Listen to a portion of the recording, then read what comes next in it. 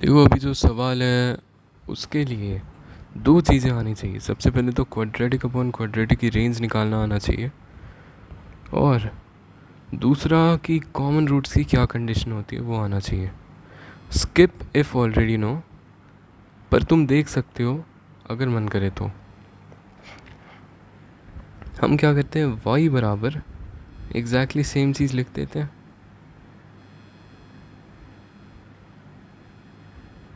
लिख दिया। अब यहाँ से क्रॉस मल्टीप्लाई करेंगे तो मेरे पास 8y + 20 x² आ रहा है। फिर मेरे पास, अच्छा नेक्स्ट क्या आ रहा है मेरे पास, 12y + 24। फिर नेक्स्ट क्या आ रहा है मेरे पास, 4y + 7 बराबर 0। अब यहाँ से हर जगह से अगर मैं 4 से डिवाइड कर दूँ दोनों साइड, तो मेरे पास क्या बचता है, 2y + 5 × x² plus 3 times y plus, well कितना आ रहा है, 2 आ रहा है शायद, यस, x प्लस y + 7/4 = 0।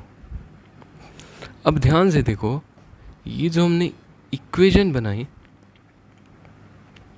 ये x में एक क्वाड्रेटिक इक्वेशन हो सकती है अगर ये चीज़ ज़ीरो ना हो।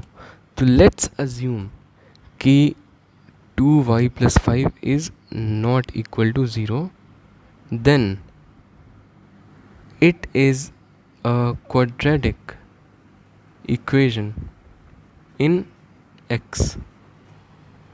और सवाल में दे रखा है कि x एक रियल नंबर है, तो अगर कोई क्वाड्रेटिक इक्वेशन x में है और x रियल है, यानी कि इसको सॉल्व करेंगे तो जो आएगा वो रियल नंबर आएगा, यानी कि रूट्स रियल हैं, तो d must be greater than और इक्वल टू 0। तो डिस्क्रिमिनेंट निकालते हैं, b² - 4ac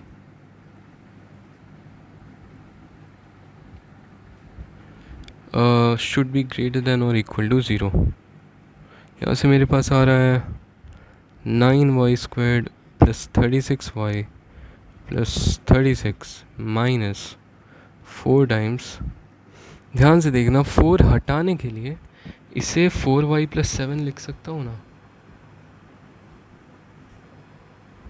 यहाँ लिख दिया 4y + 7 और ये 4 हटा दिया यहाँ से। तो मैंने मल्टीप्लाई करते तुम्हारे पास 8y² आता है, फिर 14y + 20y कितना आ रहा है, 34y + 35 आ रहा है। तो और यहाँ से सॉल्व करने जाऊँ तो मेरे पास y² आ रहा है, फिर मेरे पास +2y आ रहा है शायद, फिर मेरे पास +1 आ रहा है ग्रेटर दैन और इक्वल टू 0। इतना ही आ रहा है ना, 2 7 14y + 20y 34y 5 7 35। ठीक है ठीक है,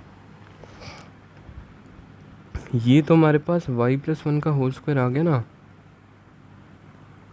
अब कोई होल स्क्वायर तो ग्रेटर दैन इक्वल टू 0 ही होता है।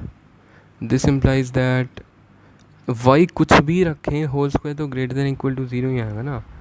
y belongs to all real numbers except, हमने यहाँ पे 2y + 5 को नॉट इक्वल टू 0 माना था, तभी तो क्वाड्रेटिक बनी थी। तो y -5/2 नहीं हो सकता, तो एक्सेप्ट -5/2। ओके, अब देखो, ये तो क्वाड्रेटिक बनाने के लिए हमने ज़बरदस्ती y को -5/2 नहीं रखा, लेकिन ज़रूरी थोड़ी है नहीं हो भी सकता है ना। तो अब तुम्हें क्या करना चाहिए, अब तुम्हें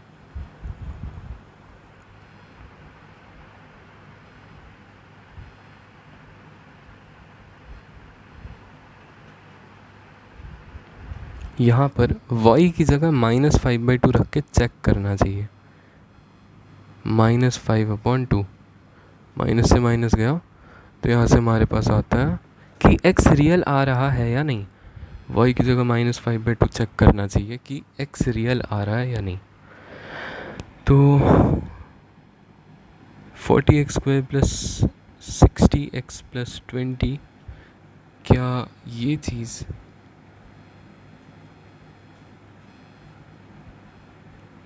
रुक जाओ 40x² प्लस, अच्छा एक काम कर सकते हैं ना, यहाँ से 4 नीचे से कॉमन ले सकते हैं, यहाँ से 4, यहाँ से 2 को काट दो, तो 5 की वैल्यू आ रही है 20x² plus 24x plus 7 upon 4x² plus 6x plus 2। यहाँ से 20x² प्लस 30x प्लस 10 बराबर आ रहा है 20x² प्लस 24x प्लस 7 से। तो ये गया इससे, ये पूरा इससे गया। 30 माइनस 24 इज 6x और 10 माइनस 7 इज, मतलब 6x की वैल्यू -3 आ रही है, तो x कितना आ रहा है -12। वेल क्या ये एक रियल नंबर है? Yes definitely. तो y भी -5/2 हो सकता है। तो फाइनल आंसर आएगा y belongs to all real numbers. Okay, यहाँ -5/2 नहीं था, पर रख के चेक करो तो आ गया।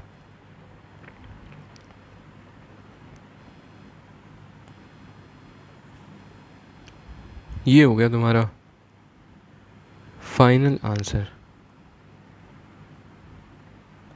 तो ये तुम्हें करना आता है, चाहे कुछ भी हो तुम ये तो कर ही लोगे। तो इसे हटा देते अब।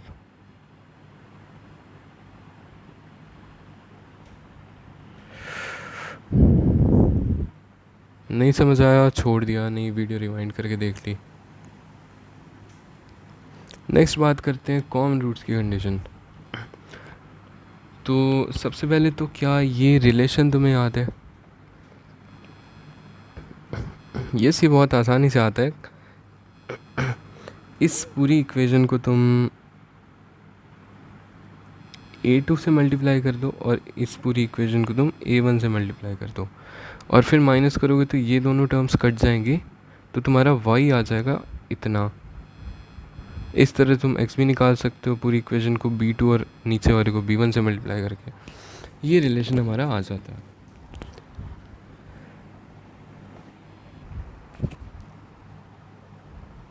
अब मैं ये बोल रहा हूँ कि मैंने 2 क्वाड्रेटिक इक्वेशंस यहाँ पर लिख दी, ये वाली और ये वाली, और मैंने कहा कि इन दोनों में एटलीस्ट एक रूट कॉमन है। मैं कह रहा हूँ कि एक रूट तो कॉमन है ही, दोनों भी हो सकते कॉमन, पर एक तो है ही, पक्की बात है।